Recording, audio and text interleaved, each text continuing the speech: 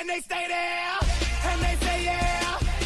Colin Decker's in the building with no Austin Nace. He's going to be unhinged.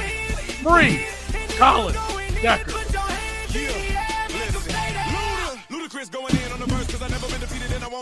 Chris Moxley is in the building. I could have a joke about Tuesday related to Chris, but I'm not going to do that. And of course, emotional Matt.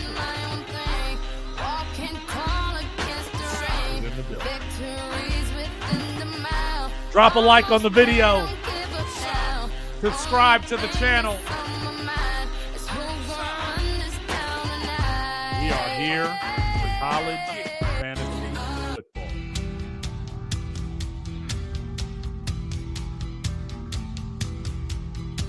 Yeah, that's right. I see you, Jared. Let's lock in some playoff spots today. I'm trailing behind Colin Decker in the Survivors League because we're the only people in that league that know how to play college fantasy football, and that's saying something.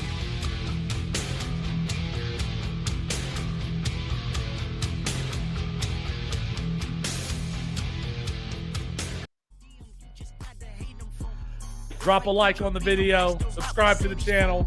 You can drop your comments in the chat. We will get to them during the show.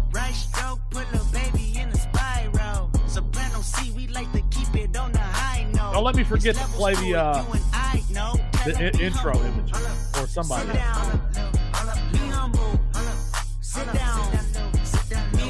Come on, Colin. Sit down. There we go. Sit down. Be humble. I like this one. Let's lock in. Campus to Canton, week 11. College fantasy football. Let's go.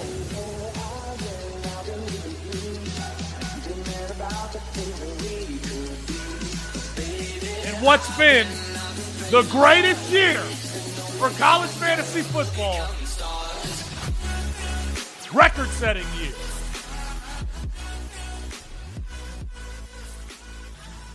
Record-setting year. Win, no matter what. Got money on my mind, I can never get enough. And every time I step up in the building, everybody hands go up. And they stay there, and they say yeah, and they stay there. 'Cause all I do is win. And if you going in, put your hands in the air, make them stay there. Ludacris going in.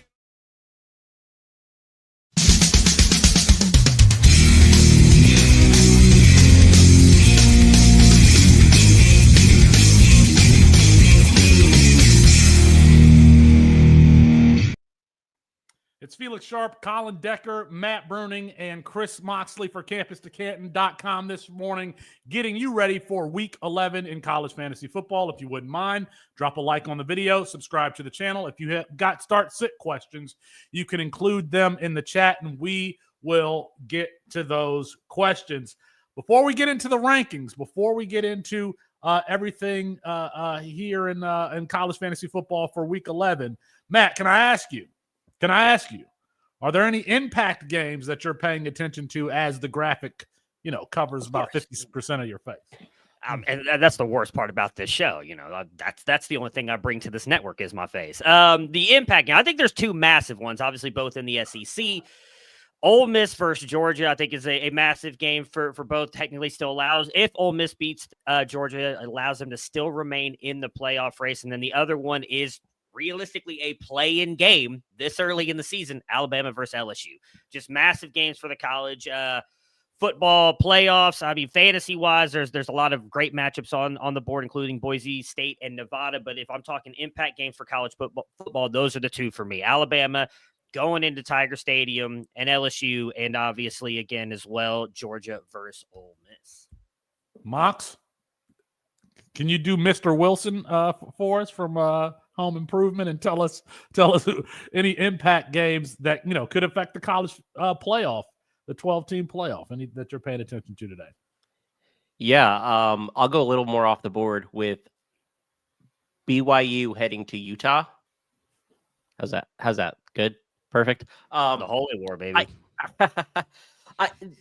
BYU's undefeated, and I think that this is the game on their schedule that they can lose. They're going to Rice Eccles.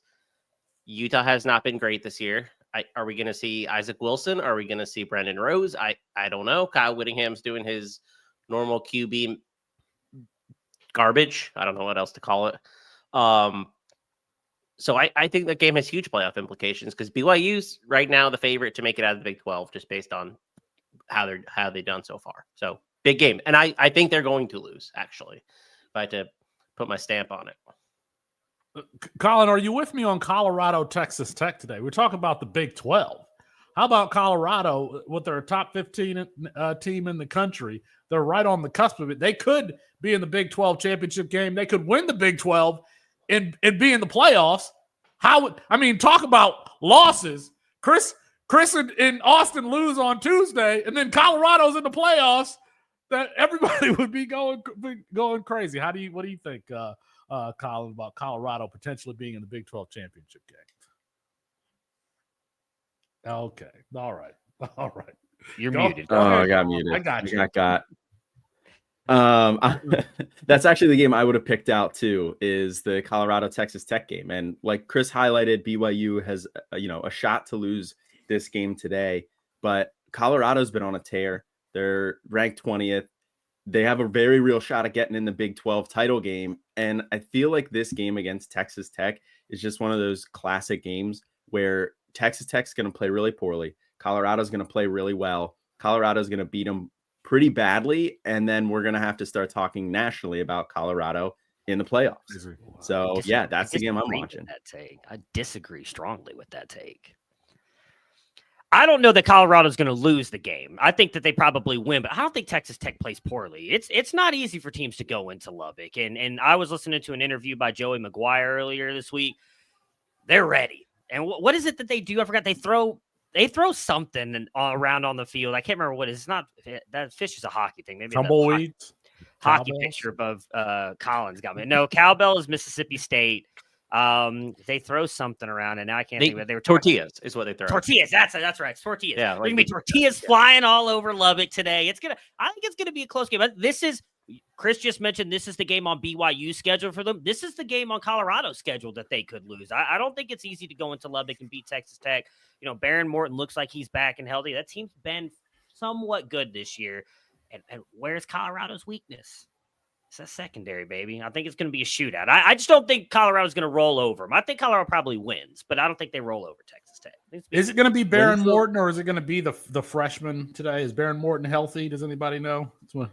It should be Morton from everything I was seeing. But I feel like, when's the last time Texas Tech's won a big game? Like, I feel like they just flop in these big games. They just kind of roll over. And I feel like that's what we're going to see here. I feel like they're going to roll over. Colorado's going to come out ready. And Colorado's going to win this game. I feel pretty confident in that. Didn't they have a big win earlier in the year? Or am I misremembering that? Who? They win some games. They win some not easy games. Texas Tech just beat Iowa State last week. What do you mean they don't win big games? Iowa State was on their way to a Big 12 championship. Literally. All right, let's move. Hangover week. Let's week. Move on here to Billy Napier being an open letter from the athletic director saying that Billy Napier would remain the head coach. I was calling him last year head coach, Chris Moxley, and now he's going to be there in 2025. I mean, is this the right decision? Are we sure that he's going to be there in 2025? Because the letter does not mention a year. It just says Billy Napier is our head coach. I'm like, for the week, for the game, for like the rest of the season. I don't really know what Scott Strickland is trying to put out there, because Florida's other men's program that makes money is in a heck of a lot of trouble too. Not a great time to be the Florida athletic director in general.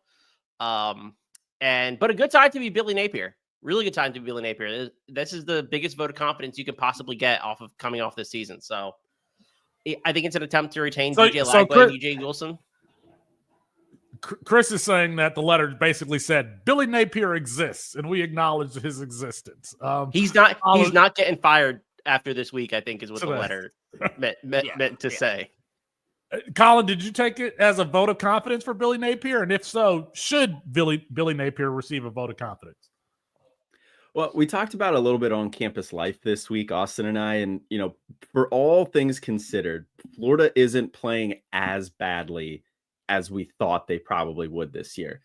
I would have put them on quit watch by this point. They haven't quit yet. We'll see how the rest of the season goes here, but I think it's as strong of a vote of confidence for Billy Napier as you could ask for.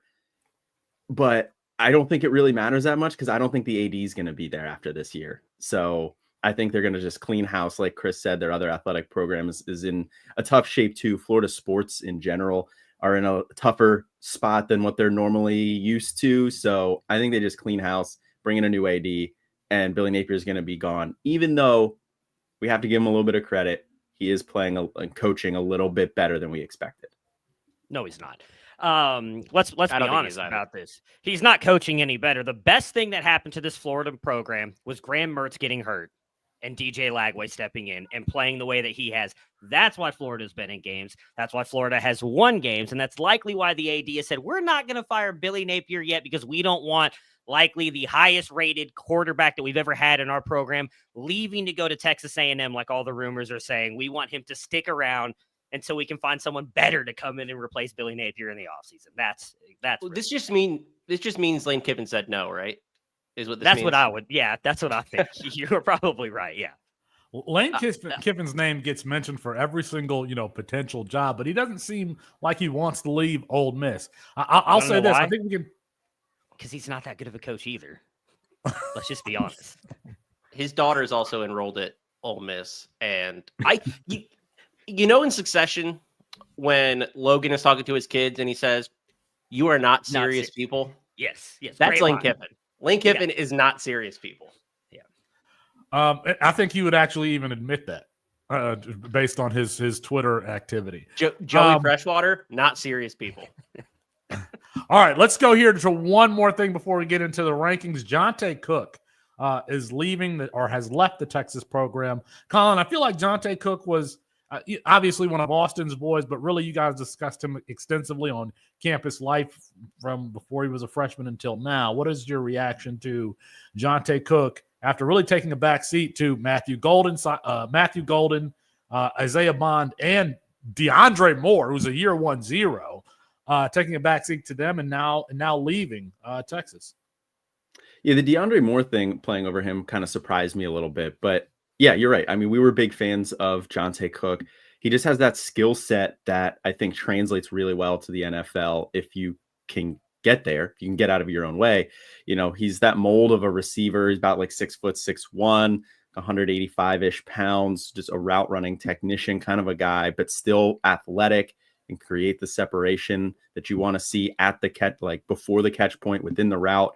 So I am kind of surprised that he's not getting really on the field at all. It almost makes you wonder if there's something else going on there, behind the scenes that maybe we're not aware of. Maybe he's a little bit of a head case. Maybe he clashes with the coaching staff. I'm not exactly sure what that is, but I think it is time for him to get a fresh start. Probably better for him to, leave the program now so he can get those NIL offers and people can, coaches can reach out and everything. And hopefully we see him end up in a new place, playing better, maybe like an Evan Stewart type, where it takes him kind of going somewhere else, getting that fresh start. You know what video was circulating when this was announced? Him clowning all this? No. Yeah. So if you remember during his recruiting visit, it made noise at the time. He was looking at the Texas trophy case and he's like, wow, a lot of swimming championships. And I thought at the time I was like, huh, interesting. I don't know that we know the full story here with Jonte Cook, because there are rumors that he left and then there's rumors that he was dismissed. I don't know that he was dismissed because I don't know Texas really wants to lose that depth at wide receiver.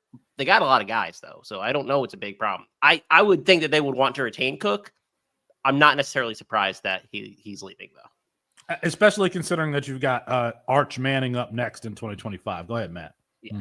No, I mean, I think the easy thing is, and I'm not saying this is what Colin's saying. I know he kind of prefaced it as one of the things. Like, I feel like a lot of people say that he's a head case just because he left the program. I mean, he seemed like he had his head on his shoulders pretty well throughout the recruiting process. There were obviously a lot of big name schools that were after. I know Chris mentioned the video. I mean, he did that for everybody. And let's be honest, we all kind of laughed at it. He did the same thing when he went to Texas A&M. He made fun of the fact that Jimbo was talking about bringing in a national championship. And he was like, well, I don't see it here yet. Like, he's a funny kid. And I think a lot of that he played at DeSoto, which is one of the bigger high school programs in Texas, was an absolute star.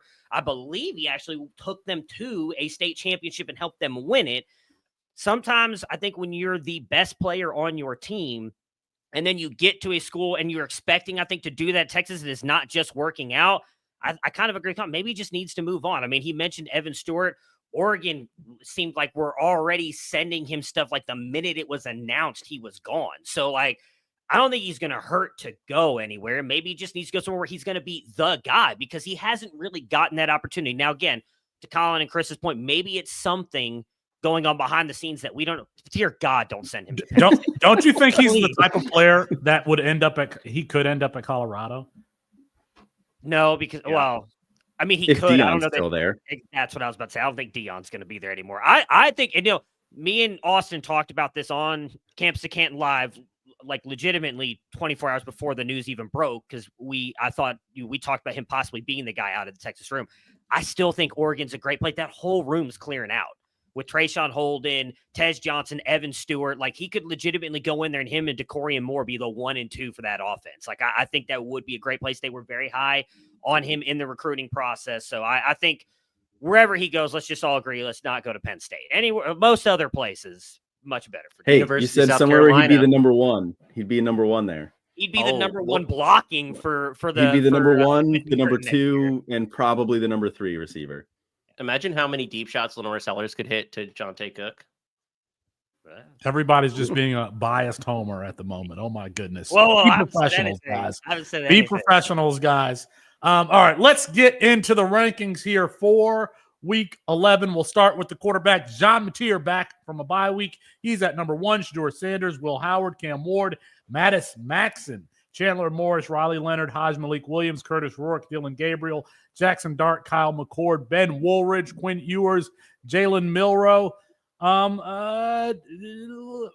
Mox, how about Chandler Morris today versus Army? Army's kind of curb stomped some teams, similarly situated to North Texas. Do you think that Chandler Morris will be able to keep it going? And I'm at, by the way, I've got a lot of Chandler Morris in this week's Underdog Best Ball tournament. So I'm hoping that you say, yes, he can give me 2 or 3, 4 touchdowns today.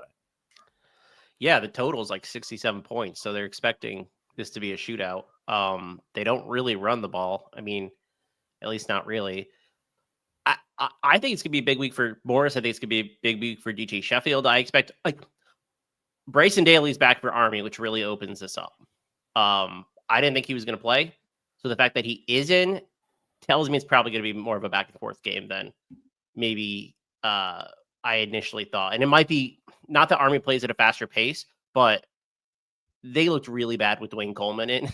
So I think Army's going to be able to put up points, which is great for Morris. Chris, I did want to ask you that because we saw that news for Daly today. Do you have any concerns about putting him into your starting lineup? Because the rumors was it was an injury last week. Then there's rumors that it was just sickness. Like, how worried would you be putting him in knowing how high his fantasy ceiling is? I think you kind of have to play him if you have him. Like, are you really going to sit the Secretary of Offense against North Texas? Feels like that's a great nickname, by the way. Well, let me ask this. I feel like you have to play him. It's in the chat. Kyle McCord or Bryson Daly? I watched that McCord game against Pitt. I just can't get it out of my brain. I'm gonna go. I'll go with Daly. I'm surprised Daly's playing today, to be honest. I had heard that it was a multi-week thing, and so it surprises me that he's playing. But if he's playing, he's probably healthy. So, or healthy enough. I think it's also significant. They said he will start. It wasn't even like he'll play or he's warming up. It's like he will start. So I think that helps too. Here's the one thing. Why? Because you could go the other way. Instead Yeah, he's it was starting Chris and he's Lowe about who to get reported benched. it, right? Yeah. Chris Lowe was the one who first was on this.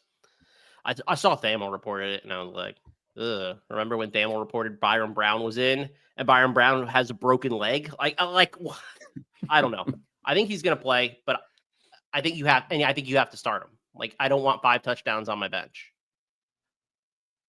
All right, let's move here. Yeah. Fifth 16 through 30. Nico Iamaleava, Spencer Petras, Braylon Braxton, Caden Salter, Josh Hoover, CJ Bailey, Caden Veltkamp, Cade Klubnik, Darian Mensah there at 24, Baron Morton, Drew Aller, Garrett Nussmeyer, Dylan Rizek, Rocco Beck, Brandon Lewis. Matt, any names stand out to you here in our 16 through 30? Yeah, Brendan Lewis, baby. I think he could end up being much higher than 30, especially if Boise State's offense rolls. I mean, I know we had Madsen, I think you said at 5.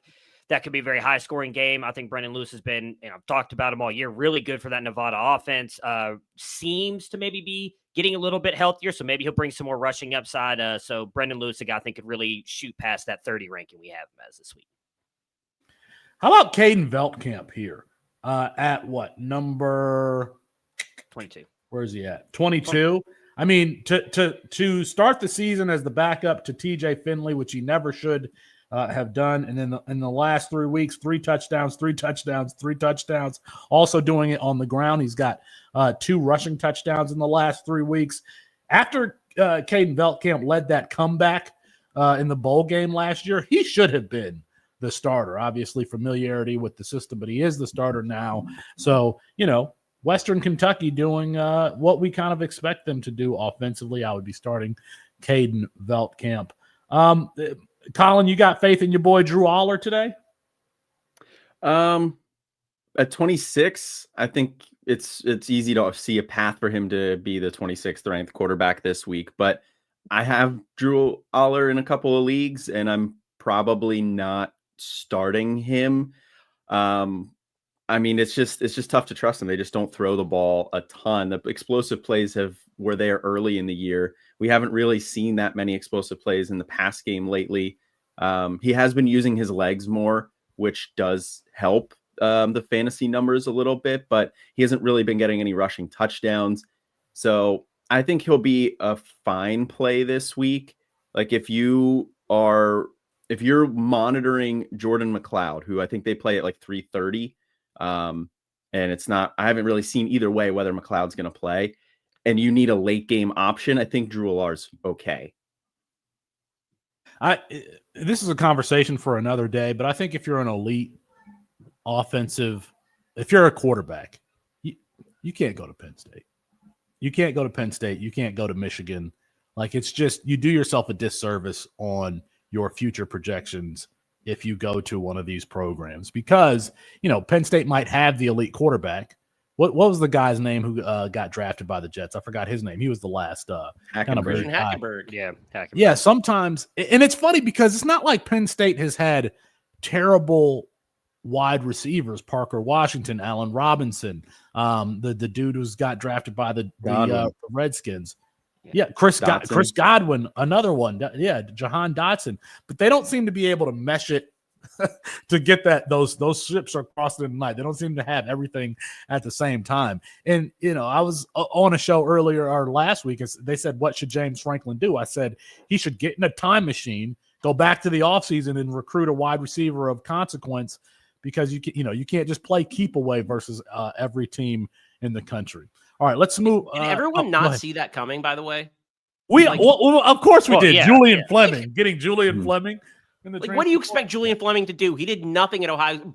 Brian Hartline loves him. So what? Like, you got to actually be a good wide receiver, and he's not. Okay? He's not. They didn't help him at all. So you want to blame whoever for this non-explosive Penn State offense? Look at the guys they added in the portal, because they aren't there. I just think you look at the head coach. I will say, as far as like getting guys out of the portal, Penn State doesn't have a strong NIL program, so they can't really use that as a draw. They spend their NIL money to keep their top players. How does a program like Penn State not have a decent NIL program when the University of Louisville does? Why don't you chip in more, Colin? Jeez, Yeah, I didn't. First of all, I didn't even go You there. got Papa John's funding. Well, who's Penn Yeah. State's Papa John? Chris got good points there. Penn State doesn't have one. They don't have any like big money donor or anything. You're telling me nobody famous is from Happy As soon Valley? as C2C takes off, and we're raking in millions, Hey, then I can contribute to that collective. Trust me, I want to have I That'll be the want to last have a bowl collective. game named the Campus to Canton Bowl. That's what we're gunning for. If We're Barstool bringing can have a bowl, we CUSA. can have a bowl.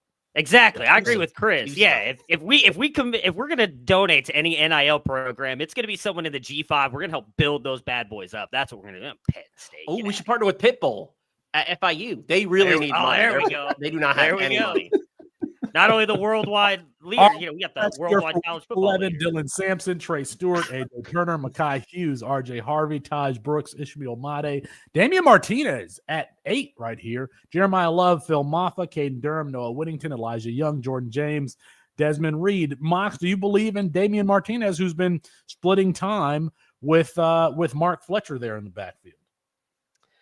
I mean, the usage says yeah. I mean, the usage is a little questionable, right? Because him and Mark Fletcher essentially do split like 50-50. This is the type of game, though, that I kind of expect Martinez to do really well in.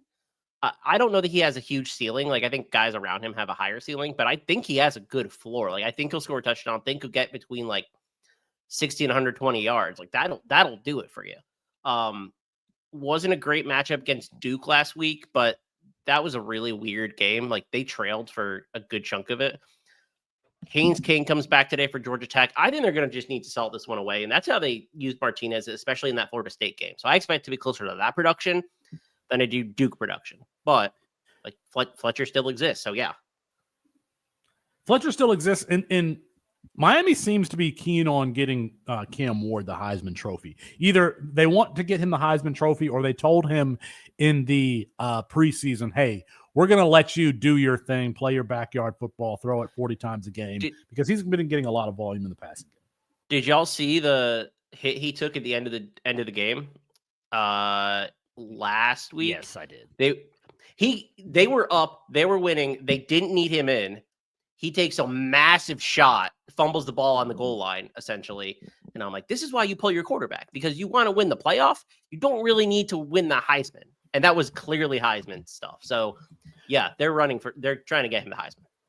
And not only, but Cam Ward could get the triple crown here. Number 1 overall pick, national championship, Heisman Trophy. I mean, he's a candidate for all of that stuff.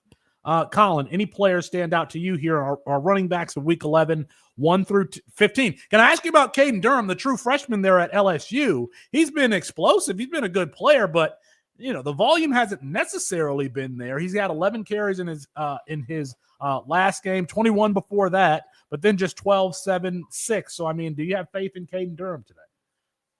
Yeah, I think that's what I was going to highlight too, actually. I think Garrett Nussmeier probably a little bit lower than I would have expected, given that Alabama's weakness is in that secondary. Caden Durham probably a little bit higher than I would have expected, again, given the Alabama's strengths on offense and defense. But that being said, I think Caden Durham, I don't know if I would trust him, but I do see the opportunity for him to finish as a top 15 running back this week because he is so explosive. And, Alabama's defense overall is good, not great. So if he can get some explosive plays popping and if he can, maximize his opportunities, I do see a path for him in the top 15. It's just probably a little bit higher than I would have expected. And I think there's probably some safer options that I would roll out. Matt, I feel anxious. I don't know the word I'm looking for about having both Noah Whittington and Jordan James in our top 15. And we have Whittington ranked higher. Do you have any particular feeling about those two? No. Jeremiah Love, though, going up against Florida State. My goodness, what a matchup. Florida State allowing almost 200 yards on the ground. Jeremiah Love, 23 points, 18, 14, 23, 13. Just absolutely killing it for Notre Dame. Definitely got to watch out for today. No, I mean, not only do I guess both of them could finish that high. Like Maryland has been thrown on all season. I kind of expect that's what Oregon's offense is going to do today, even though they are down Tez Johnson. I'd imagine Dylan Gabriel is going to be throwing the ball all over the place. I mean, I think Jordan James is the better running back, but they seem to be using Noah a little bit more. So I guess if I had to start one of them, I'm going Noah Whittington, but I don't feel great about starting either one of them. I think with Noah Whittington too. Go ahead, Colin. I think with Noah Whittington too, like the Tez Johnson injury helps him out. And Noah Whittington's going to catch more passes now, I think. So I can see a path to both of these guys being productive this week. Jordan James on the ground, kind of, I don't want to say salting the game away, but I expect Maryland to win Oregon to beat Maryland pretty handily. So, he'll get, I think, a good amount of volume, but then the passing game is why I think Noah Whittington has a path to getting here as well. They use him on the goal line too, which is kind of interesting for usage wise for Whittington. But I mean, he kind of vultures some touchdowns here and there, but he's definitely come on recently with more touches and more production. And Felix is and let's move on here to our 16 through 30. Anthony Hankerson, Devin Neal, Razul Fajan, Elijah Gilliam, Darius Taylor, LaQuint Allen, LJ Martin, Justice Ellison, Ollie Gordon, Quinshawn Judkins, Raheem Sanders, Trey Wisner, Javon Jackson, Kanye Udo, and Corey Kiner. Matt, I want to ask you about both Quinshawn Judkins and Trey Wisner. Listen, I'm giving you Texas and Ohio State. I feel like these both should be right in your wheelhouse. I'm not asking what you about. What are you talking about? So, I just asked you. I just answered the question perfectly in the last segment. In asking about Quinshawn, he's been sharing time with Travion largely. They seem to be leaning more towards Quinshawn here lately, and they play a terrible rushing defense in Purdue today. And then on the other side, Trey Wisner, it's a committee there, but he seems to be the number one-ish guy, even playing over Jadon Blues. Tell me your thoughts about those two players. Yeah, I mean, on Judkins, it definitely seems like they seem to prefer him, especially when they want that very physical runner. The only game that he has not been the lead rusher for Ohio State was the Oregon game, where he got, I think he got banged up, and I know he fumbled the ball. And that was the only game that actually TreVeyon Henderson has gone over 100 yards rushing. So I expect if they do lean on one of them today, it will be Quinshawn. As you mentioned, Purdue, a terrible run defense. I'm sure he'll be able to put up points. He just seems to be the more explosive back. As for Texas, I'm actually very curious as to how they play this Florida team.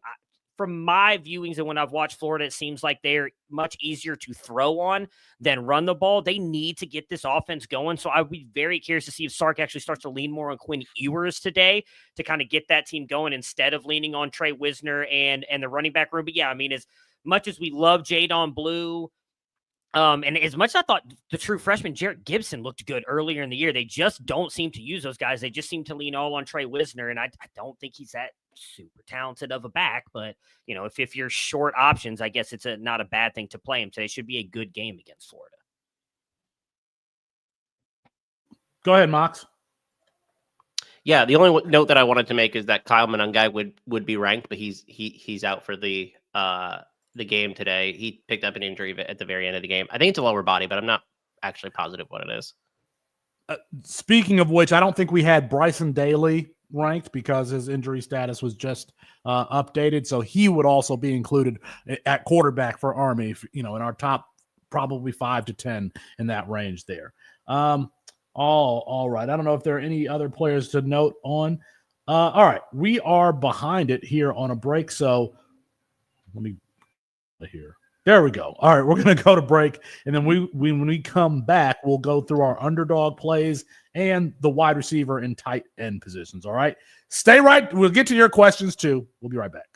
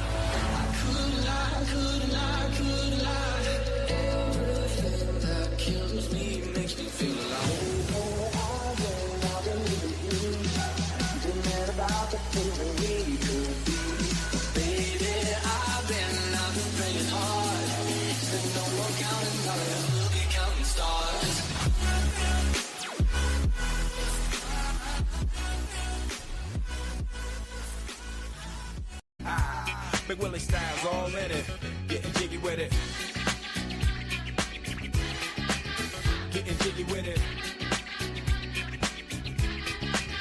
Getting jiggy with it. Getting jiggy with it. What? You on the ball with your kid? Watch your step, you might fall trying to do what I did. Mama, I'ma come close side in the middle of the club with the rubber dub. No.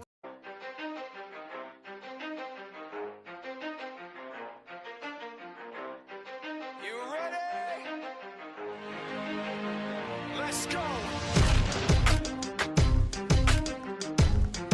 Yeah. For those of you that want to know what we're all about, it's like this, y'all. This is 10% luck, 20% skill, 15% concentrated power of will, 5% pleasure, 50% pain, and 100% reason to remember the name. He doesn't need his name up in lights, he just wants to be heard, whether it's the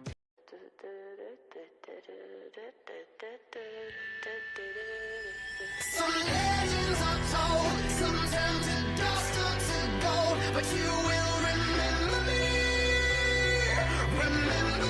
for centuries. Just one mistake is all it will take. We'll go down in history. Remember me for centuries.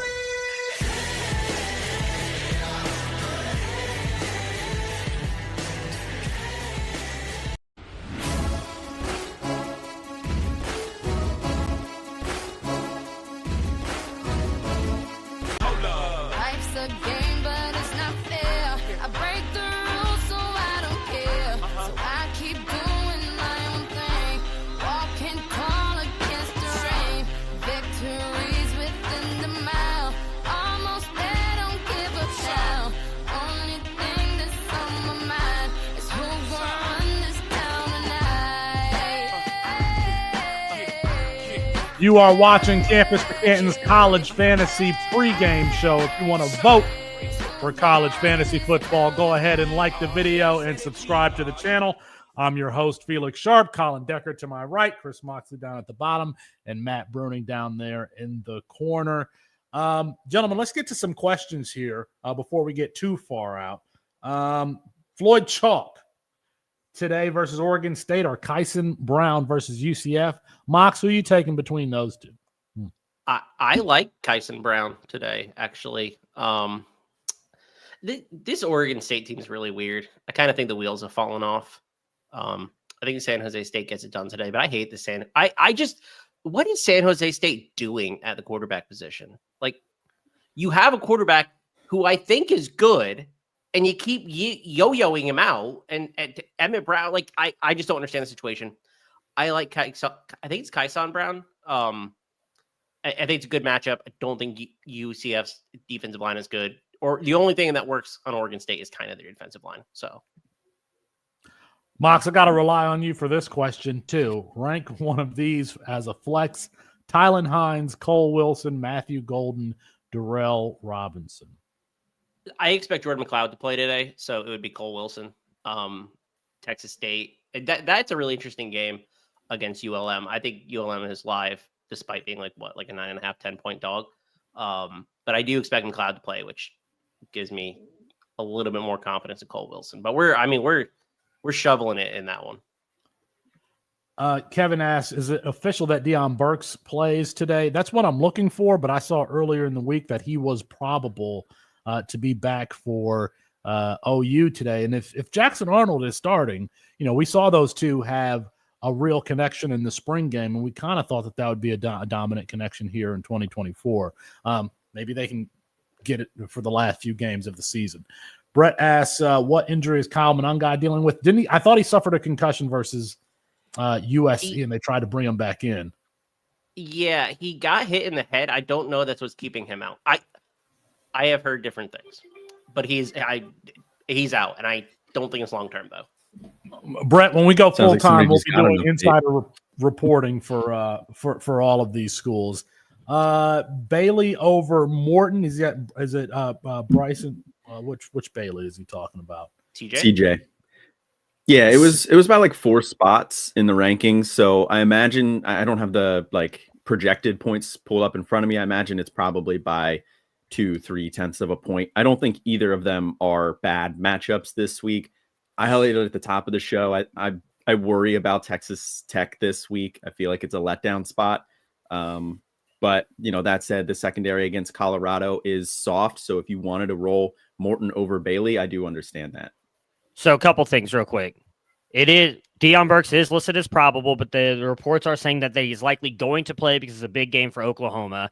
Matthew Golden in our rankings and projections is the highest rated to get points out of all the names listed with Darrell, Tylen Hines, and Cole Wilson in double-digit points. And yes, Baron Morton's listed with 20 points, CJ Bailey 23. Matt out. I hate to. This is probably a good time to talk about this, but I hate to kind of let the cat out of the bag. Is there a player that C2Cers should be acquiring between now and the offseason, like more than CJ Bailey? I feel like he's just like a must get on your roster. He's looked really, really good. I mean, he has looked like, future top. I mean, if he's playing like this as a freshman, and he's on the waiver wire in some spots. I don't think people have been paying attention, but he's making big boy throws down the field too. And there he has mobility also. Go ahead, Chris. Our CFF team really liked him coming into the week, but I think we're going to get a little bit of that later in the show. Yeah, if there's one player that you, and I've been trying to acquire him. There's one player that you should acquire. It should be CJ Bailey. Is Donovan Edwards droppable at this point, Matthew? No, I don't think you can drop him because I still think he's going to get drafted. And look, say what you want about him as a runner. He is still a really, really good receiving back. We've seen the NFL make something out of those guys, even when they may not succeed in college. So he's not droppable. He still has some NFL future. You're not playing him, but he has an NFL future. He has an NFL future, and he could be a big James White or Theo Riddick. He has that type of skill set as a pass catcher. All right. Austin says, would you start Ty Felton or over Corey Rucker or LeJontay Wester? Is Corey Rucker having a good season? Did I miss that? Yeah, he's been decent. Bounce back. Corey Rucker's back. He's not at South Carolina anymore, just sitting on the pine. He's back. So he's back at Arkansas State. I didn't realize He got hurt. To be fair, he got hurt in South Carolina. I think he's been back at Arkansas State for 2 years now. But he is having a pretty decent year. I would roll with Wester. I expect that game to be high scoring. Shadur's ranked highly. Wester's ranked highly for us. I think it's going to be a good matchup in general. And I mean, Shadur's line is like 325 yards. Wester's getting a good chunk of that, even if you assume that everybody gets theirs. Yeah, and if you go to campustocant.com, it also says LeJontay Wester, Austin, just $299 a month. Lowest way in there, sir. All right, let's go here to our wide receiver position. That aforementioned Travis Hunter in that big shootout game. He's at number 1. Jeremiah Smith, DT Sheffield, Xavier Restrepo, Trey Harris, who I believe is out today. I believe Trey Harris is announced as out today. LeJontay Wester, Emeka Buka, Jaden Higgins, Daniel Jackson, Elijah Surratt, Kyle Williams, Otto Tia. Latrell, I guess he's the number 1 with no Royals, no Jalen Royals, Latrell Caples, Savion Williams, who can score in the air or through the ground, and then Trayshawn Holden here at 15. That seems odd. Did Colin any wide receivers stand out to you here in our 1 through 15?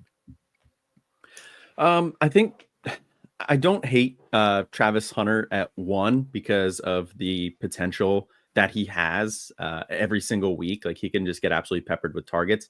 But I do probably like Wester a little bit better this week. He's just been a little bit more consistent. So I think Travis Hunter at 1 surprises me a little bit. And then I do like what Elijah Surratt and the rest of Indiana have been doing. But I don't know if I can trust him as a top 10 option against Michigan. Is Will Johnson, the corner, is he out? He's out. Playing? He's out. Yeah, he's out. He's out. So is their other corner, I think. Yeah, they're both out, I believe. Yes. Yeah. All right. Well, then that helps that ranking there a little bit more. So Matt? Or Chris? Yep. Well, Yeah, I was going to say Trey Harris has not been ruled out, and I actually kind of think he might play. Although they listed him doubtful, or Daniel said he was doubtful. Yeah. Interesting. I kind of thought he might play. Jordan Watkins is going to play. They upgraded him to probable yesterday. Caden Lee's probable, so those guys that I would expect to benefit the most. I only knew that because I took Trey Harris in a lot of this week's Underdog best ball tournament, and and struck out there. And Kyle Monungai, by the way, I drafted both of those guys thinking I was going to get a value at the position. So I guess that's a waste of a $5 entry. Let's move here to our 16 through 30. Jalen Noel, Brendan Presley, Elijah Spencer, Isaiah Horton, Damon Ward Jr. in that big shootout with Army today. Kevin Concepcion, Josh Kelly, Mario Williams, Corey Rucker, Kyron Lacey, Jacoby Jones, Kyrese White, Antonio Williams, Trevor Pena, and Ricky White. Matt, you got faith in your boy Trevor Pena as Kyle McCord's number one-ish wide receiver? Yeah, I mean, he's been good all season long. Obviously, I think it was Meeks has been coming on a little bit more as like that big contested catch guy, so maybe he steals some of that from Pena. And obviously, you still have to deal with the Rondé Gadsden, who has been Kyle McCord's real number one target there. But Pena's been making big plays all season long. I just want to touch on Mario Williams, named back from the dead there with Tulane going up against Temple. Not wrong, only early. Never wrong, only early. Exactly. Yeah, Felix. Ooh, what? Give that guy his roses. Mario Williams finally made it to the top 30 of the rankings. Let's go. Colin, what about you? Any players that you like here in our 16 through 30? Brendan Presley has been really, really good this season. You don't have to talk about him, but just Okay, good. I wasn't planning on it. I'll highlight Kyron Lacey again as another option in that LSU passing game that I think is probably a little bit lower than I would have expected. I would have expected Lacey to be top 20 option, maybe bordering on top 15, because he's kind of been like the guy there in the passing game. And then Ricky White at 30. I mean, Ricky White's season's been a little bit up and down ever since Haj Malik Williams has been back, though. He's been good. I think I still really trust Ricky White this week, so I would roll him out there very confidently. I think a little surprised he's as at 30 instead of is that you showing us we have Ricky White in the? No, I'm just jumping in. I'm jumping in another Underdog draft since we got all the information now. I'm kind of hooked on it now. For those of you who cannot see behind the scenes, Felix was just randomly showing us his phone, and we have no idea what he was trying to show us. So.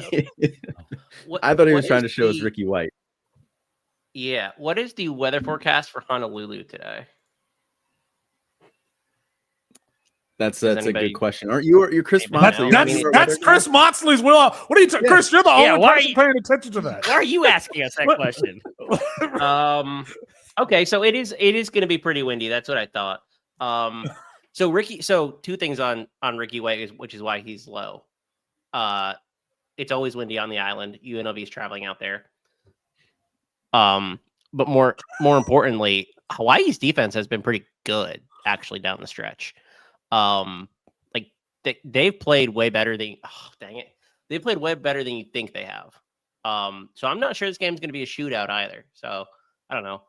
It's kind of a weird spot. Like I didn't play Hawaii this week, but I kind of like Hawaii this week. So you know, it would be perfect for those lower third graphics, Felix. Did you just give Chris a couple minutes to go get one of his fishing hats real quick so he can just kind of put that would on. Oh, please go. Please I know he's got one somewhere. He doesn't even have to move for it. He's just he didn't even have to move. I don't know. I thought it might be in my room, but I don't know where it is. That's right. We'll take a break here after the tight end rankings. I'll see if I can find it. We are all discombobulated today. All right, here at the tight end position, Tyler Warren, Daquan Wright, Terrence Carter, Gunnar Helm, Mason Taylor, Rondé Gadsden, Terrence Ferguson, Justin Jolie, Max Clark, Joe Royer, Jake Brenningstool, Elijah Arroyo, Randy Pittman, Matt Lauder, Miles Keitzelman. Chris, we've got a lot of. Where's your hat? I thought you were bringing it. I thought you were getting the hat. I told you it wasn't in the room. I don't know where it is. Oh. Well, Mox, take us through the tight end position because you're our tight end expert. I'm just tired of Penn State doing this Heisman thing with Tyler Warren. Like it's Harold Vannon's to lose. We got to stop. Like you don't get to put Heisman like little sheets of paper out for the whole stadium talking about. We have I'm one sick of- Heisman I'm in our sick of whole it. history. Give us something here. Let us have a little bit of I hope. guarantee you, Bowling Green has none. So, first of all, we have a lot of guys who were really productive last week in here, right? Daquan Wright is playing a bigger role now that he's with the Trey Harris out for Ole Miss. Terrence Ferguson is going to seize a bigger role, I think, too, with Tez Johnson out. Miles Kitselman had a big game last week for Tennessee. I kind of wonder what his role is going to be in that offense. But I mean, it's the tight end position. It's always kind of crappy. That's the answer. Arunda Gaston has been fine, but you would think he would be better this year. Yeah. Like he really hasn't been as. He's had a lot of I think if you duds. drafted He's had him, you're a lot probably of duds. disappointed. Yeah, agreed. I'm firing up Justin Jolie, my boy from this offseason. Gunnar Helm has been playing really, really well for Texas. But yeah, a lot of tight end options today. I don't know that there's anything else we need to cover there. All right, let's go. Where are we at now? Are we at Underdog plays? All right, let's go to our Underdog plays. Colin, why don't you start us off with what you got today? Yeah, I mean, I think it seems like you and I are on a similar page here, but I like Quinshon Judkins higher than 0.5 rusher receiving touchdowns this year. Like Matt highlighted when we were talking earlier, he's been the leading rusher in every game except for one this season.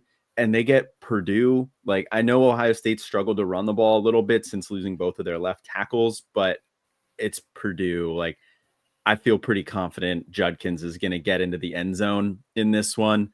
The yardage total, I'll let you talk about them later, but I was debating between the yardage and the touchdown. I just feel a little bit better about the touchdown total there. And then we get in the next one, Taj Brooks higher than 0.5 rush and receiving touchdowns as well. I mean, he's got that in every single game this year except for one. There's only been one game where he hasn't scored. And now I've said that stats like that before on this show, and then it's gone back to shoot me in the foot. But I'd like Taj Brooks to get in the end zone this week against Colorado. He's got over the last 5 games, he has 8 touchdowns. So I feel good about him getting in. And then Dylan Sampson higher than 0.5 rush and receiving touchdowns there as well. They get Mississippi State this week. Mississippi State's defense is not very good at all. And Dylan Sampson's been the one lone bright spot in that offense for Tennessee this year. And over his last 5 games, he's got 10 touchdowns. So he's averaging 2 touchdowns a game. Is he going to get over 1? I feel pretty good about that. Let me go through mine here. I mean, Purdue, terrible rushing defense. Quinshon Judkins, they're starting to lean on him a little bit more. I think that he goes over that 86.5 today. I think that he probably has his best game of the year for Ohio State today. We talked about Michigan versus Indiana. Indiana's at home. Michigan is out without its top 2 corners. They're going to have a good time in Bloomington today. Curtis Rourke got the higher than 1.5 touchdowns. And you're telling me that I can get higher or lower on a half rush or receiving touchdown for Savion Williams? They use him in the Wildcat. They throw to him, all over the place. So he could hit this number either on the ground or through the air. That actually seems like an easy one. So give me Savion Williams there for TCU higher than the half touchdown. At some point, we're probably going to have to talk about Savion Williams from an NFL draft perspective, because he could be, one of these guys that has a late rise, given how he's played this season, a year 1-0. So we would be looking for him to buck the trend. I think he's a year 1-0. I'm pretty damn sure he's a year 1-0. So Savion Williams, a guy who's having an excellent second half to the season after they started using him in the running game. So give me Savion Williams higher than a half rushing or receiving touchdown. Chris, who you got? Yeah, I actually think Brugler talked a little bit about Savion Williams recently, pointed him out. So definitely some NFL buzz. Apparently we're all on the hires this week, which, that Eternal definitely optimists. can't go wrong.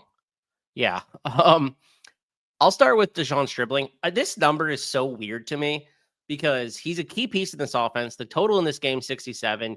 Oklahoma State is an 11-point underdog. Like, I just think Stribling's going to get this pretty easily. I don't know. This is like, I played an alt line on this number too.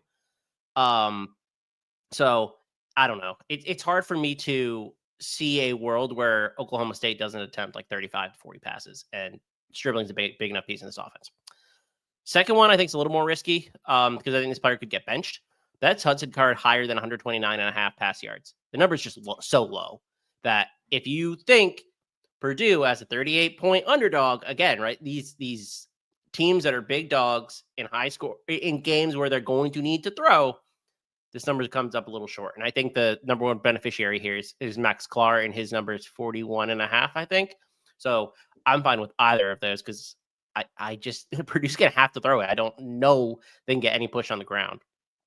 And then one for my Van Buren boys out there. Higher 185.5 pass yards. Again, another situation. Like, they're all the same situation. A team that needs to throw, betting on their quarterback or betting on a primary weapon. I expect Van Buren to attempt 30 plus passes. That's where the line is set at. I think if that happens, he gets close to 200. He's gone over this number pretty consistently against better defenses or just as good defenses. I didn't put it on here, but I also like the Kevin Coleman higher than is like 56.5, I think. And he's the primary weapon for Van Buren. I was actually looking for Michael. I was looking for Michael Van Buren on Underdog this morning, and I could not find him because I wanted to know what his line was, and I couldn't find it. But because I would have picked, he was somebody I was targeting to just look at what their number was. So I double checked that Dylan Sampson line. It's you can only take the lower on the half touchdown. I was gonna say that felt really weird given his touchdown. Boo. So I'll take first half rush yards, Dylan Sampson over 65. What is with this? It's been a trend for a couple of years now. These sports books are only offering like hires or overs, depending on what exactly they're doing. Yeah. It's a pain. I want to be able to say that Ashton Jeanty is not going to score 3 touchdowns instead of having it at like plus 150. Like maybe I want to play a little bit different number there. I just think it's ridiculous. I agree. All right, let's go to our bets here. Mox, why don't you just take this away for us? You just do yours and Nick's. Yeah. I'll start out with one where Nick and I are fighting. And that's Georgia Ole Miss. Nick's on the money line. I have Georgia -2. I think there's a 1.5 out there. The number has moved against me. I played a 2.5, so joke's on me. The 2 reasons that I'm on this number. I saw what Georgia did to Texas. That's really hard for me to get out of my head. Because I think Texas has a better offensive line. I don't really trust Jackson Dart under pressure. And I think he will be most of the game. I also think, and the concern that I have with Carson Beck, I think it's going to be somewhat minimized. That he's going to have to throw. And I think they don't want to run against this Ole Miss front. And the secondary is really where you can take advantage.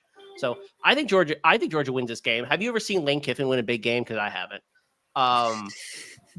And then I like this NC State number. We've talked about it. CJ Bailey kind of all morning. I think they cover against Duke. I just think they're rolling right now. I think the offense is kind of awesome. Alternatively, I think there's an over 27.5 team total that you can get that's similarly priced. I feel good about both those. Pace here should be in the favor of that as well. And then Nick is on UTEP to cover that 3.5 against Kennesaw State. I think Skylar Locklear is back for UTEP, so that makes me feel a lot more confident too. So I'm with him on that one. And then Kansas the money's come in on Kansas all week, and I think that's the right side, right? Iowa State suffered a bad loss to Texas Tech last week. There's going to be more Iowa State fans at Arrowhead than there are going to be Kansas fans. I get it. But this is like a classic Kansas gets the job done game. Lance Leipold comes through game. So I actually agree with Nick on the other two. Just we're going to fight on this Ole Miss number. All right. Those are our our best bets. We're going to go to break here, and when we come back, we'll go through our rankings again, and we'll get the Debbie segment, the Debbie Sesh segment in. All right, we'll be right back.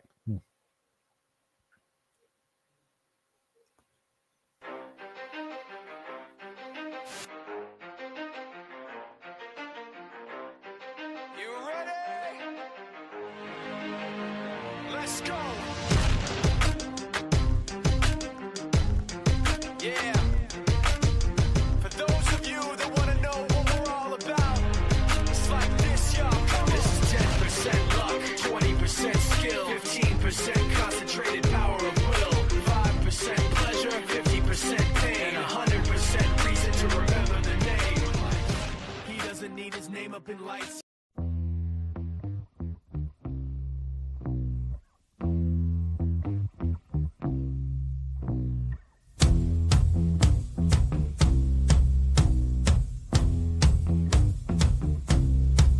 I'm gonna fight 'em all. A seven-nation army couldn't hold me back. They're gonna rip it off, taking their time right behind my back. And I'm talking to myself at night.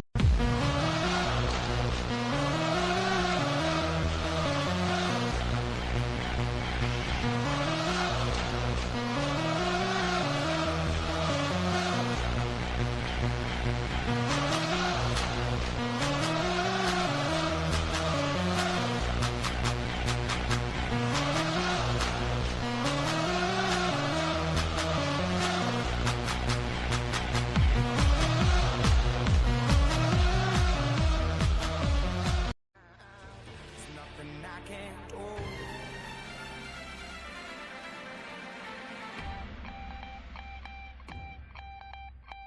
I need to know now, can you love me again? I need to know now,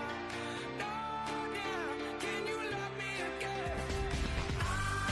I need to know now, can you love me again?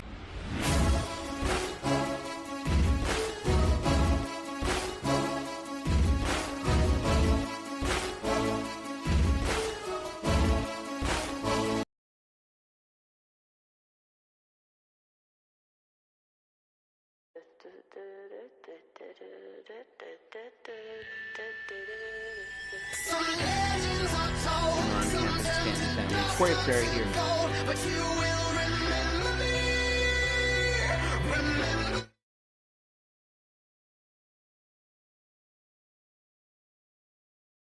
What is going on, Campus to Canton family? Corey Prairie here from the Campus to Canton Devi team, and we are back for week 11 of the college football season. And with the season winding down, I want to take a look at a few end-of-season moves that you should consider, whether you're competing or not, with an eye towards 2026. Let's go.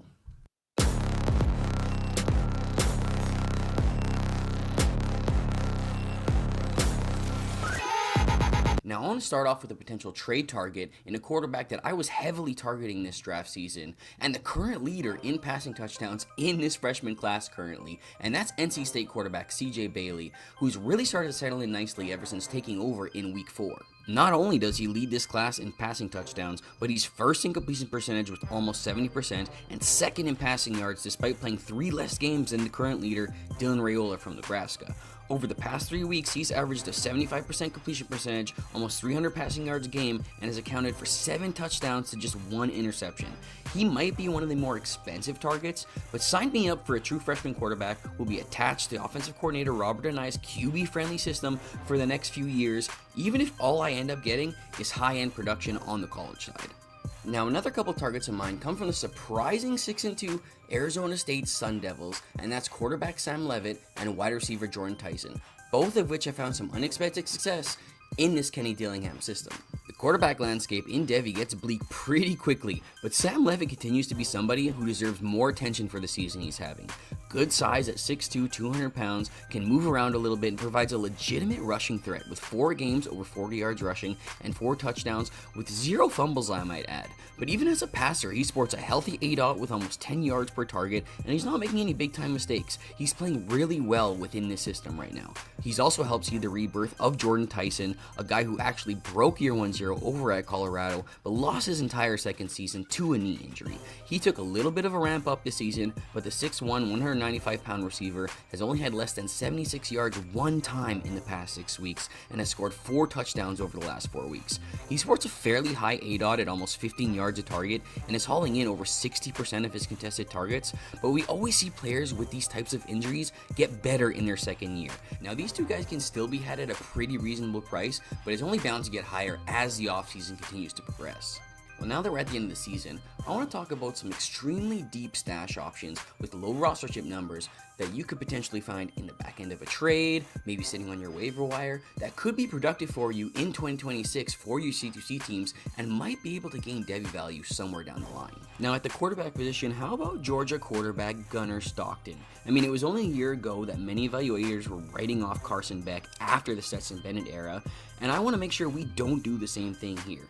Gunnar Stockton has taken some visible steps forward in the 2 seasons he's been with Georgia, and he's earned a spot as a number 2 quarterback this season. He's a former high pedigree recruit with legitimate size and rushing ability, and is part of an offense that actually seems to prefer throwing the ball in recent years over rushing it. There is summer transfer enrollee Jaden Rashada, who was also a high pedigree recruit that might be the biggest wild card of the situation, but Stockton's comfortability in this offense gives him the edge for me. Now, how about over to Tennessee with running back Deshaun Bishop? We just saw this exact situation with Tennessee last year, with Dylan Sampson rising from backup to college superstar and maybe even a fringe day 2 pick.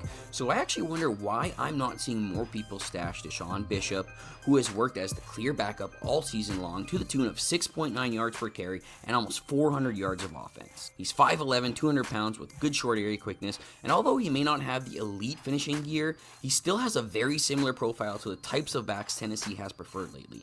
Now, how about another running back over at North Carolina with true freshman running back Davian Gauss? This is a guy who earned the number 2 running back spot coming right out of camp and continues to impress in limited showings. He's averaging almost 4 yards after contact and only has 1 game under 4 yards per carry on the season. The 1 game where he got double-digit touches, he took 16 carries for 105 yards and a touchdown. He has good size at 5'11", 215 pounds, and he doesn't have the strongest athletic profile. He's more of your one-cut squatty type running back with plus contact balance, but he could be taking over for a very productive role with Amarion Hampton likely heading to the NFL next season. Now, how about over to a wide receiver who's actually had some pretty good showings in the last couple of weeks, and that's Ole Miss wide receiver Caden Lee. With Trey Harris banged up the last few weeks, quarterback Jackson Dart has found some chemistry with Lee, where he's pulled in 18 catches for 318 yards over the past 3 weeks. With an aging wide receiver core that features 3 fifth-year players at the top of the depth chart, Lee could walk into 2026 as the potential wide receiver 1 in a Lane Kiffin offense.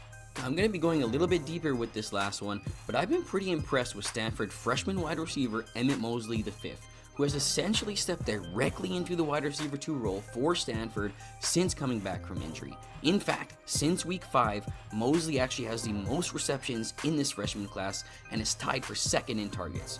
Stanford has struggled a bit this year on offense, but Elke Omanar has still been a productive player who should be off to the NFL next year. The 6'2", 190-pound Mosley should slide seamlessly into his role in 2026. Well, that's going to be it for me, guys. Hopefully you guys found some ideas to maybe get those trade juices flowing. And make sure you guys are checking out the Back to Devy podcast every Wednesday morning, the #1 Devy podcast on the Campus Canton network. And make sure you're keeping it locked with CampusCanton.com all season long.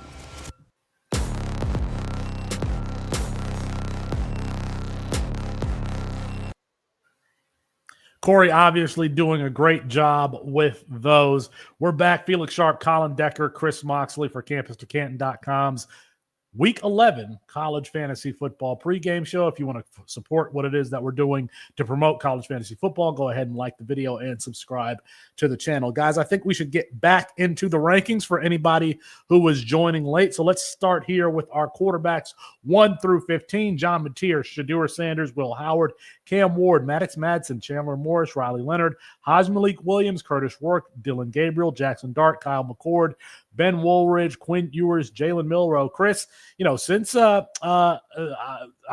Sluka left UNLV, Haj Malik Williams has been kind of gangbusters, and he's revived Ricky White there for UNLV.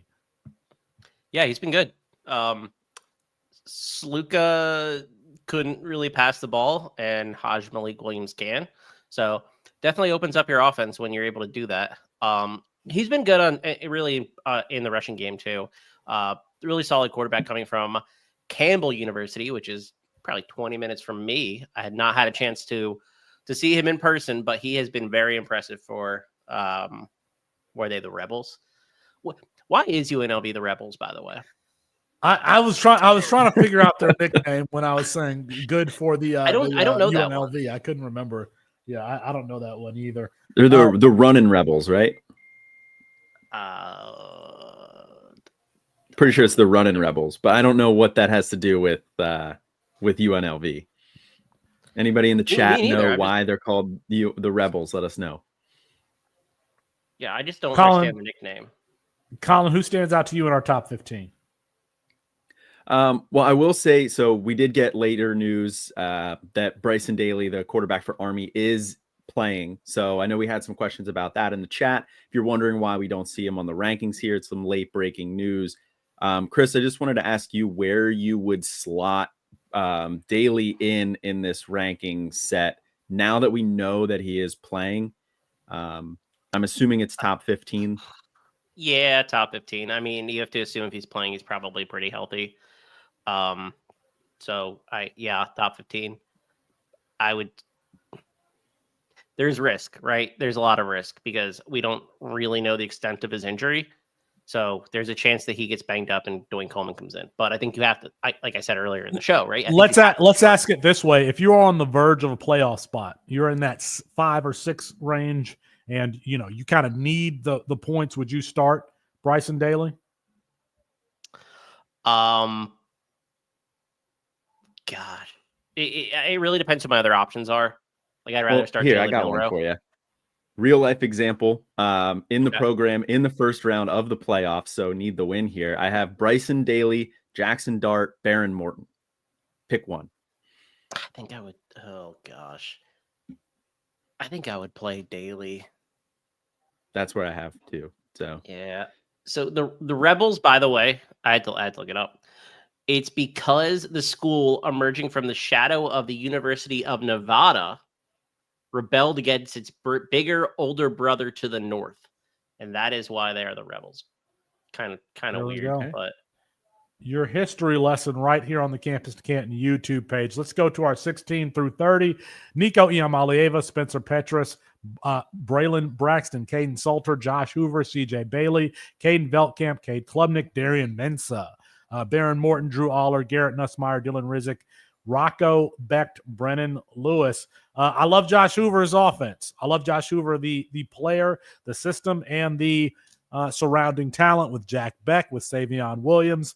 We know that Sonny Dykes quarterback is going to put the ball up quite a bit. I think Josh Hoover had a couple of rushing touchdowns last week, just some goal line pushes. So I am starting Josh Hoover in some competitive leagues this week.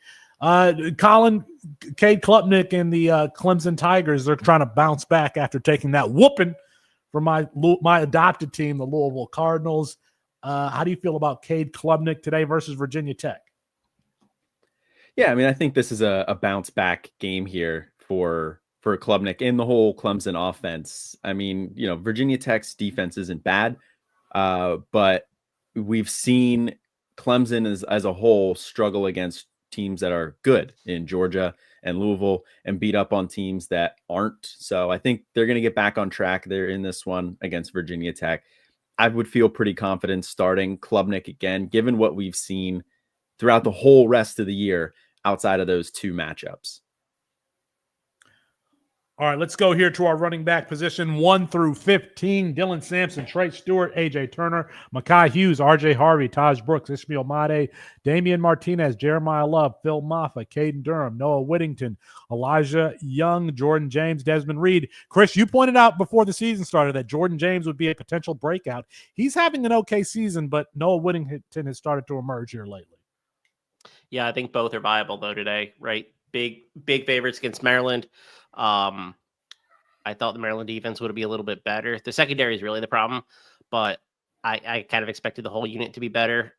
Whittington's definitely the one that's going to benefit from Tez Johnson leaving, because Tez Johnson, they don't play like similar roles, but they play like kind of safety valve roles for Dylan Gabriel. So he should see a little bit more targets as well moving forward. That's why we like him. It just feels good to have Western Kentucky Hilltoppers here in our top 15. Elijah Young, of course, their last week versus Kennesaw State. He had 15 carries for 114 yards. The week before that, he had 23 carries, but he's been having trouble finding the end zone. So, Colin, any player stand out? Any player stand out to you in our top 15 at the running back position here? Yeah, I think Jeremiah Love is a really interesting one at 9 here. He's been good all season, but his upside's been capped by how much they run Riley Leonard. So I expect this game, Notre Dame will probably win this pretty handily. So it might create some more opportunities for Love, and they might not necessarily run Riley Leonard as much. So I feel good trusting Love as a start. But I don't know if that ceiling is there for me still. With how much Riley Leonard vultures him, and if they do get up big, maybe they pull Love and they rotate in some of those other backs. Jadarian Price, we started to see Kedron Young get a little bit more work, and Nias Williams, both of those last two freshmen for Notre Dame. So I like Jeremiah Love this week. I don't love Love. All right, let's go through our 16 through 30. Anthony Hankerson, Devin Neal, Razul Fajan, Elijah Gilliam, Darius Taylor, LaQuint Allen, LJ Martin, Justice Ellison, Ollie Gordon, Quinshawn Judkins, Raheem Sanders, Trey Wisner, Javion Jackson, Kanye Udo, and Corey Kiner. What stands out to you, Chris? I think Udo's upside is capped as well, similar to the Jeremiah Love discussion, right? If Bryson Daly is going to play, I don't know that his line on sportsbooks is like 127, 129 yards. I don't know that that's necessarily in the cards, because Daly will cannibalize some of that. And you could say Coleman cannibalized some of that last week.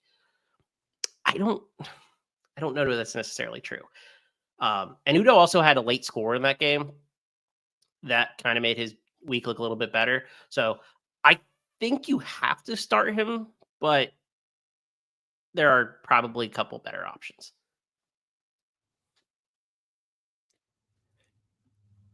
Colin, what stands out to you, man? I really like LaQuint Allen this week against Boston College.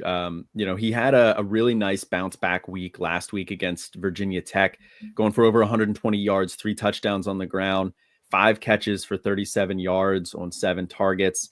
That's more along the lines of what we had seen down the stretch from LaQuint Allen over these last 5 games, except for that just atrocious game against Pitt, where they got in a huge hole early, kind of had to abandon the run. But even in that game, LaQuint Allen still had 9 targets. So given the volume and the workload in the passing and receiving game that LaQuint Allen has had this year, going up against Boston College, who is not really a great team, not a great defensive team, I like LaQuint Allen a lot this week. At 21, I think that's a solid ranking for him. I think he has the ceiling to get into the top 15. I feel like if you are close to the playoffs, there's no way that you've been starting Ollie Gordon. I would start pretty much every player ranked behind Ollie Gordon ahead of him. Last week, 11 carries for 25 yards, 1 reception. The week before that, 18 carries for 77 yards. He did have 2 touchdowns, but Ollie Gordon has been a huge flop on the season, just 200-yard games. You can let me know in the chat. Maybe I'm wrong. Maybe you feel confident in Ollie Gordon this week. Let's go to our wide receiver position. Travis Hunter, Jeremiah Smith, DT Sheffield, Xavier Restrepo, Trey Harris. I think we need to confirm whether or not he's in today. LeJontay Wester, Emeka Ibuka, Jaden Higgins, Daniel Jackson, Elijah Surratt with Michigan. It's without its top two corners, Kyle Williams, Otto Tia, Latrell Capel, Savion Williams, Trayshawn Holden. Colin, what stands out to you here in our top 15 at the wide receiver position? Yeah, I think DT Sheffield, number 3. I expect him to have a really big week this week. Nothing, even though Army is probably going to slow this game down a little bit, I still, like Chris mentioned, with Daly being in, I expect this to be a higher scoring game and a closer game as well. If Daly's out, I would have worried about DT Sheffield being this high, but given that this is going to be a closer game, I do like DT Sheffield as a top 3 option this week. I want to get to this question since we mentioned Trey Harris. He said he needs Dynasty Vermillion. He needs a win. He has Trey Harris in a flex spot. Can you replace him with Kanata Mumfield, Jalen Lane, Ryan Wingo, or Max Clark? That's a lot of – is this a 32-team league or something? Like, those are not great options. I think I would go with Mumfield. Mox, who would you go with here? Lane didn't have a catch last week, and Wingo's the 4th option there. So I feel like it's Mumfield. Is the answer Max Clark? That's what I was gonna say. Like Clark's probably gonna get you if you need her like 8 or 9 points. Clark's probably gonna get that for you. I think the biggest chance. I think Lane could get a 0 again. 0. I think Mumfield could potentially get 0'd again. Clark's the safest if it's about safety and like just getting points at the position. I think upside's probably Mumfield. But yeah, I think so. Mid offense hasn't really been good the last couple of weeks. Yeah, and Isaiah Bond is off the injury report too, so I think that hurts Wingo's ceiling. Like Wingo will probably get you a couple points here or there, but with Bond in, I agree. I think Mumfield has to be that ceiling play. But I think I would probably roll Clark. All right, let's go to our 16 through 30 at the wide receiver position. Jalen Noel, Brennan Presley, Elijah Spencer, Isaiah Horton, Damon Ward Jr., Kevin Concepcion, Josh Kelly, Mario Williams, Corey Rucker, Kyron Lacey, Jacoby Jones, Kyrese White, Antonio Williams, Treber Pena, Ricky White. Mox, do you have faith in Ricky White with Haj Malik Williams now at the quarterback position? Yeah, I mean, I was looking at the forecast earlier, right? There's a little bit of wind on the Big Island. But I mean, Ricky White just has such a huge percentage of the target share that you're starting him. Like he's been good enough with Haj Malik. He had a bigger share with a target share with what's his name? No, I can't remember. Sluka. Thank you. Yeah. With Matthew Sluka, but it was like 6 targets was the entire passing offense. So he's gone down a little bit, but he's definitely more productive. So I think you probably want to start him. Colin, Tulane has been very efficient in the passing game. They have not had a lot of volume, but Darian Mensah has been hitting receivers when they do actually drop back to pass. Are you worried about the lack of volume for Darian Mensah, Mario Williams in the passing game against Temple today?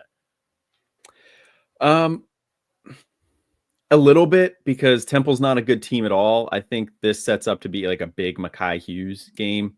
But again, Temple's not a good team. So Mario Williams, he did see 8 targets last week, which is pretty substantial. And that was in a blowout win against Charlotte. So Mario Williams is a guy that I would be okay rolling out there. But he also offers big play upside. Darian Mensah, I've talked about it before.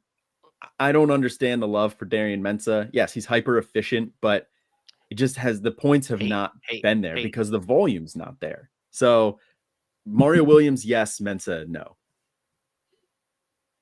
Mox, were you going to say something? Yeah, I was going to say, tell us how you really feel about Darian Mensah. Jeez, man. This is a pro Mensah show.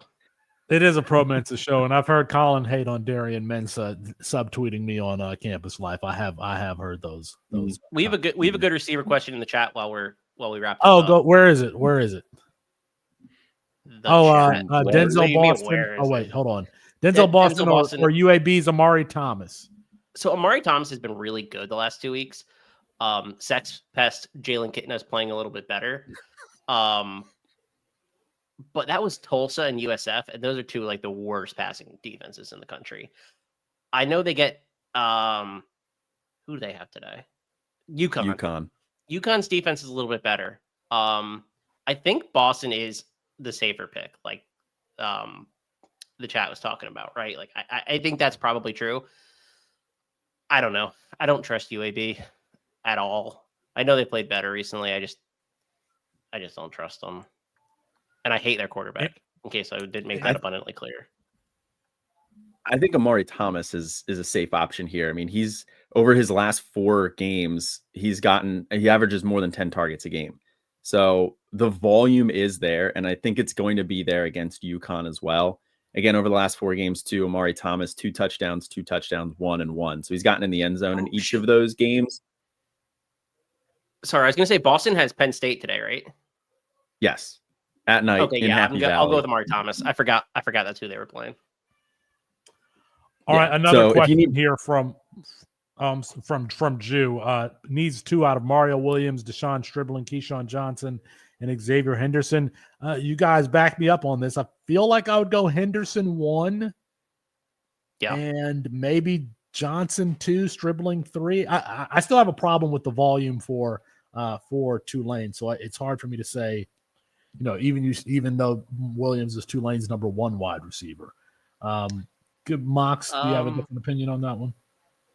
Keyshawn Johnson's been pretty good recently, hasn't he? He's been okay. I guess he's kind of trailed off a little bit, but those are big wins that they had, and they're still favored really heavily against New Mexico State. So, I mean, I think Mario's guy I would go with, just because how big of a piece of the offense that is and how efficient it is. I like Xavier Henderson this week. West Virginia is a good matchup for them. He's the key piece in that offense. Brandon Sorsby's been dealing with an ankle injury really ever since the Pitt game. I think he's going to be healthy this week. So I think that opens up the offense a little bit, and we see more Henderson. All right, let's get here to the tight end position. Tyler Warren, Daquan Wright, Terrence Carter, Gunnar Helm, Mason Taylor, Aronde Gadsden Jr., Terrence Ferguson, Justin Jolie, Max Clark, Joe Royer, Jake Brenningstool, Elijah Arroyo, Randy Pittman, Matt Lauder, Miles Keitzelman. Mox, can I ask you? I mean, I've seen Mattis Maxon and Latrell Caples and Matt Lauer now. Do we really believe in the Boise State pieces outside of Ashton Genty? I've actually thought that Madsen and the whole passing offense has taken a step in the last few weeks. I think he's looked pretty good.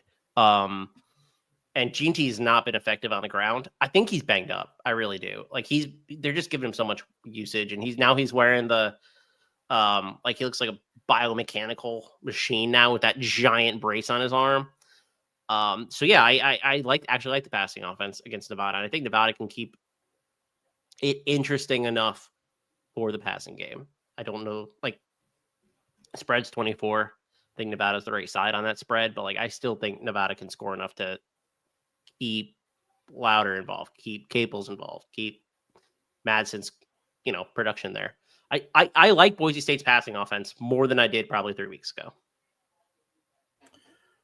All right, I think we're going to go to break here, and when we come back, we will. Any questions that you have, we will make our game selections. We will make our game selections. So stick around, like the video, subscribe to the channel, and we'll be right back.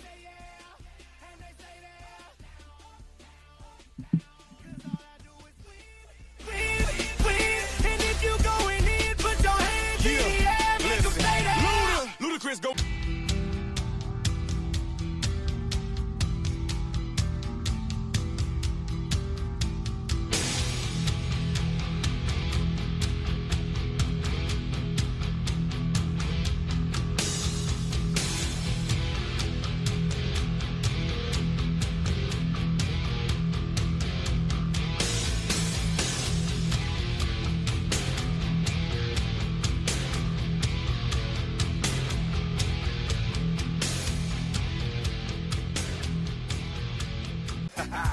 Big Willie styles already, getting jiggy with it.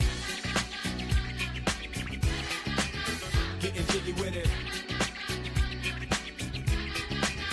Getting jiggy with it. Getting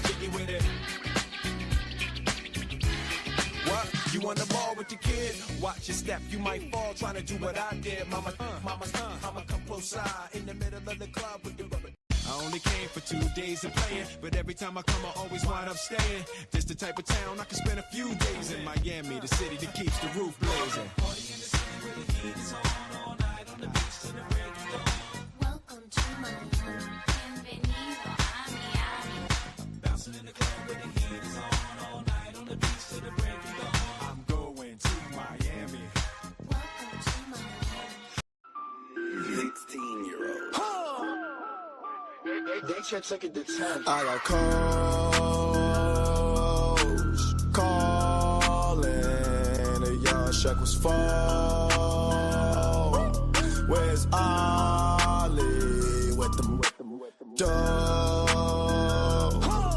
I be ballin' like a good night pro. I be ballin' like my brother Mo.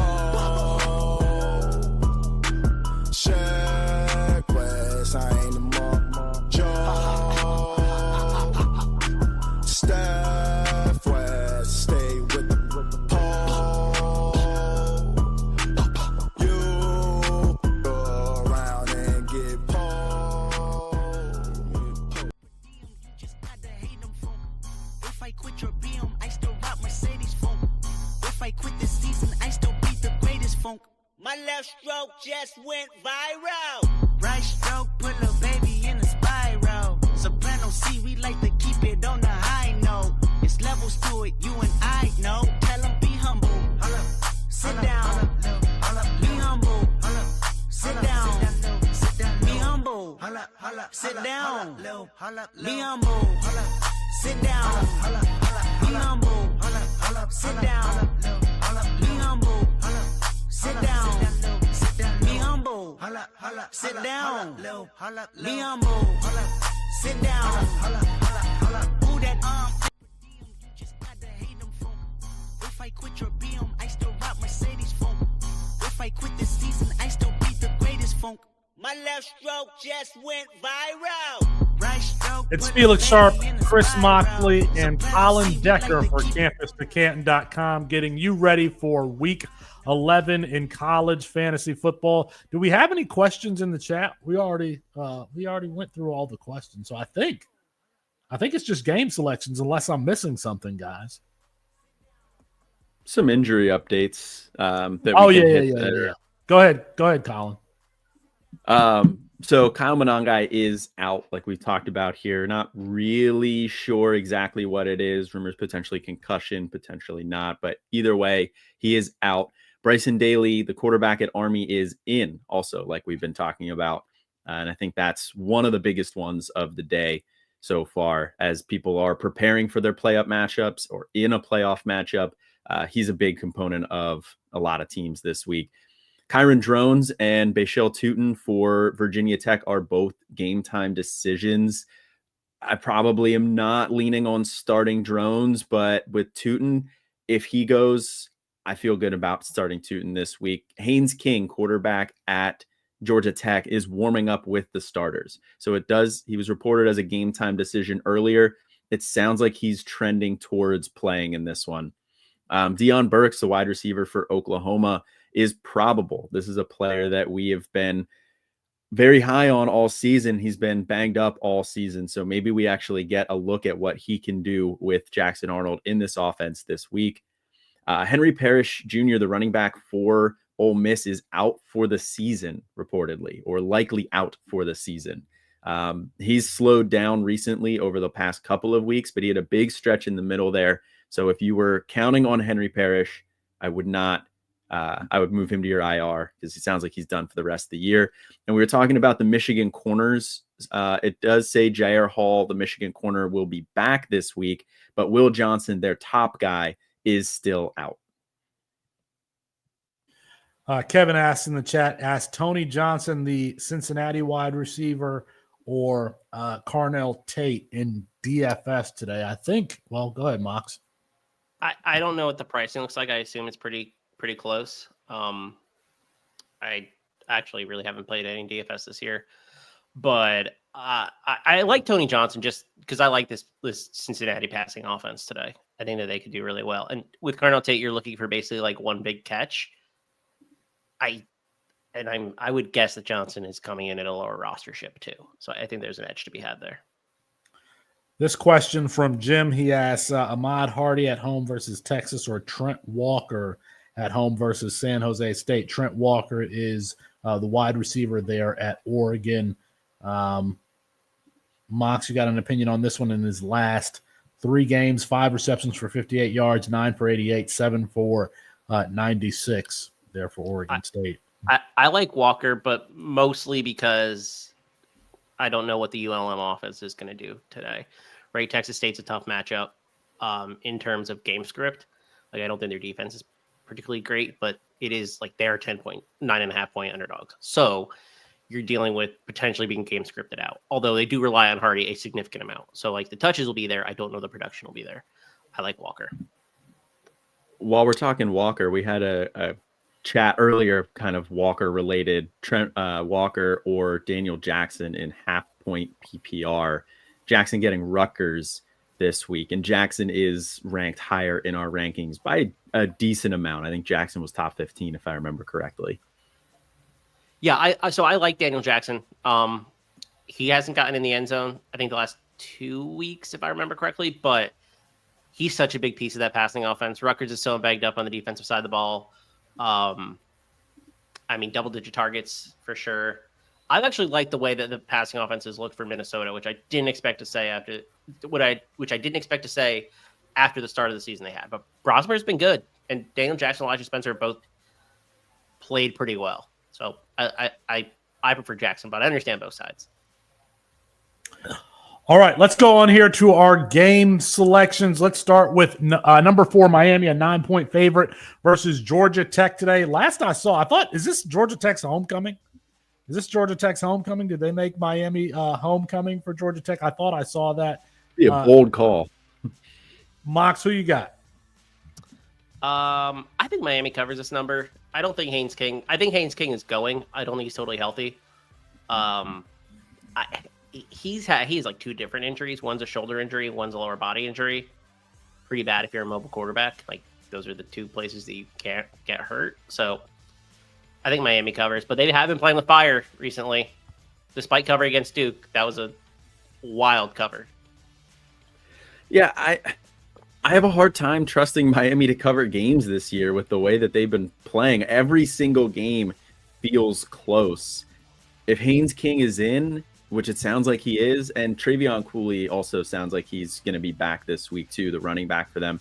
Not that that has like a significant impact, I don't think.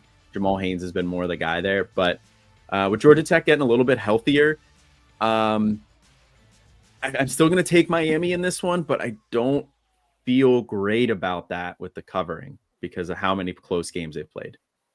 I think they do cover. I think a late touchdown here gets them over the top. We're in November. This is late in the season. You know, your defense is tired, and they've got 2 running backs in both Mark Fletcher and Damian Martinez that late in the season, those guys are probably guys that you don't want to tackle, 2 physical running backs. So give me Miami to cover the 9-point spread there. All right, let's go. Georgia is a 1.5-point favorite versus Ole Miss today. Mox, who you got?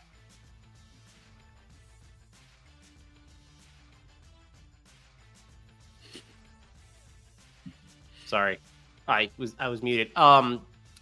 Georgia, talked about it earlier, why I like them. I would like to see Lane Kiffin win a big game before I back Lane Kiffin in a big game. Yeah, I think I'm going Georgia here as well. Again, I don't necessarily trust Ole Miss this year. They've beaten up on some bad teams, and then in the games that they played against good teams, they've lost, and even Kentucky, they really struggled. So I think Georgia is going to keep rolling here on this one, and a 1.5 is basically a pick 'em. So give me Georgia. Ole Miss is at home. Give me Ole Miss today. We got number 20 Colorado, a 4.5-point favorite versus Texas Tech today. Chris, who you got? I like Colorado. Texas Tech's defense is banged up. They're probably a little healthier this week, but still missing a couple players. I've been impressed by Colorado's offense. More importantly, I've been impressed by Colorado's defense. I think they've played pretty well, and they've been healthy. I don't know the depth is there, but as long as they're healthy, I think they win this game and cover. Yeah, I think they win this game, and I think they cover too as well. Like, I don't know. It just feels like this is going to be like kind of a statement game here for Colorado. I've been saying it kind of all show. And if they can come out and they can whoop up on Texas Tech, who has been solid all year. I think they're 6-2, 6-3 on the season. You know, that gets them right in that Big 12 title game race. And, you know, if they have any shot at making the playoffs, it's got to come tonight. Good teams play their best football late in the season. Colorado's playing its best football now. We should probably take our hats off to Coach Deion Sanders and tell him that he's doing a good job, because they are playing their best football here in the third quarter of the season. Let's see if they can play even better here in the fourth quarter. All right, let's go here to South Carolina is a 6-point favorite versus Vanderbilt. Chris, who you got? No wonder. No wonder. So I this number has moved over the last 24 hours towards South Carolina. Diego Pavia is really banged up. He's going to play, obviously, because he's Diego Pavia. And I hate going against him because he's Diego Pavia. I think he's really going to struggle. I think the whole offense is really going to struggle with the defensive line. And if he can't be mobile, I don't know how they cover this number. Colin? Yeah, that's where I'm at too. I think it really comes down to Diego Pavia's health. Originally, I kind of wanted to pick Vanderbilt to cover here, but with the defensive line for South Carolina is one of, if not the best in the country. The way they can get after the quarterback is so impressive. And with Diego Pavia banged up, not being able to really move around, which is a strength of his game, I think Vanderbilt's going to have a hard time scoring. And we saw last week what a healthy South Carolina offense can look like with Sellers and Sanders back there. And if they can keep Josh Simon, the tight end, going, like, that was an impressive showing as well. So South Carolina's kind of clicking at the right time here. Give me the Gamecocks. They also And got their Marcio Bennett back this week too, which I think is he's their best receiver as a true freshman. In their last 3 games, South Carolina has whooped Texas A&M, whooped Oklahoma, and lost to Alabama by 2. Give me South Carolina in this one to keep it rolling. All right, in the game, the primetime game, the one that we think is going to be a really fun one, number 11 Alabama is at a 2.5-point favorite down in Baton Rouge today. Chris, who you got? I think LSU +3 is the right side. It's inside 2.5. I'm going to go with LSU, though. I don't really like what I've seen from Alabama in recent weeks. Jalen Milroe isn't playing his best football. I think he is healthy, though, and he will use his legs. So I think Alabama keeps it close, but I really like what I've seen from Garrett Nussmeier. I know the A&M game wasn't their best showing, but I don't think Alabama can do the same thing. I know the Alabama secondary is getting more experience. It's a really young unit. They played better in recent weeks than they have at the beginning of the season. But I like Nuss. CJ Daniels should play today. Kyron Lacey's healthy. Aaron Anderson's a great downfield weapon. I think they take it home. Yeah, I'm with Chris on this one here too, especially at 2.5. I think LSU can cover that, but I think I would take LSU like outright to win this one. Alabama's the weaknesses in their secondary. It has been playing better lately, but it's still an inexperienced unit. It's still the biggest question mark. We've seen countless receivers running wide open in there. Honestly, it wouldn't surprise me if Aaron Anderson has a huge game because of his downfield ability. But with the strength of LSU's offense being the passing attack going up against the weakness of Alabama's defense being their secondary, give me LSU outright in this one. I'll tell you who's going to win in this one. It's everybody, because I'm taking the over on 58.5. I think this is going to be a high-scoring game. I do think LSU wins it at home. But let's see if Jalen Milroe can get back to what he was doing earlier in the season. You know, getting out to the edge with blockers in front of him. That quarterback run game was dynamic earlier in the season. Let's see if they can bounce back. But give me LSU to win here at home. hopefully all of you win in week 11. Next week, the playoffs start across college fantasy. We will be back. We will be back then. Like the video, subscribe to the channel, and go college fantasy football. Bye, everybody.